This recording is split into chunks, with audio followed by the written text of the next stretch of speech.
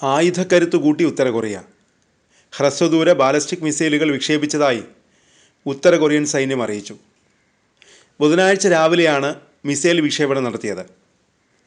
ഇത്തരം മിസൈൽ വിക്ഷേപണങ്ങൾ ഇനിയും നടത്തുമെന്നും സൈന്യം വ്യക്തമാക്കി. പ്യോങ്യാങ്ങിൻ്റെ തെക്കൻ പ്രദേശത്തു നിന്നാണ് ഉത്തര കൊറിയ ഒന്നിലധികം ഹ്രസ്വദൂര ബാലിസ്റ്റിക് മിസൈലുകൾ വിക്ഷേപിച്ചത്.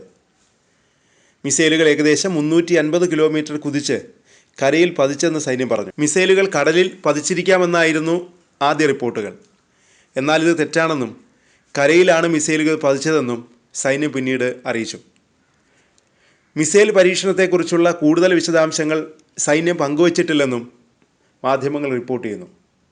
ഏഷ്യ പസഫിക് സാമ്പത്തിക സഹകരണ ഉച്ചകോടിക്ക് ആതിഥേയത്വം വഹിക്കാൻ ദക്ഷിണ കൊറിയ ഒരുങ്ങുന്നതിനിടെയാണ് ഉത്തര കൊറിയയുടെ നീക്കം. US president Donald Trump, Chinese president Xi Jinping ഉൾപ്പെടെയുള്ള ലോക നേതാക്കൾ അപെക് ഉച്ചകോടിക്കായി ദക്ഷിണ കൊറിയൻ നഗരമായ ഗ്യാങ്ജുവിൽ എത്തും. അടുത്ത ആഴ്ചയാണ് ഉച്ചകോടി.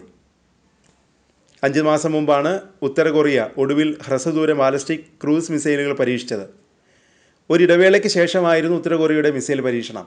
കിഴക്കൻ കടലിലേക്ക് ഉത്തര കൊറിയ ബാലിസ്റ്റിക് മിസൈൽ പരീക്ഷണം നടത്തി.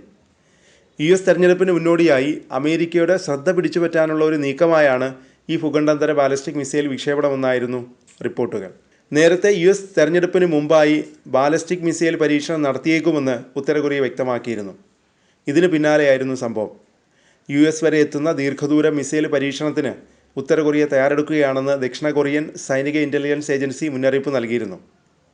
7ാമത്തെ ആണവ പരീക്ഷണത്തിനുള്ള തയ്യാറെടുപ്പുകൾ പൂർത്തിയാക്കിയെന്ന് റിപ്പോർട്ടുണ്ടായിരുന്നു. മിസൈൽ വിക്ഷേപണത്തെ US അപലപിച്ചു.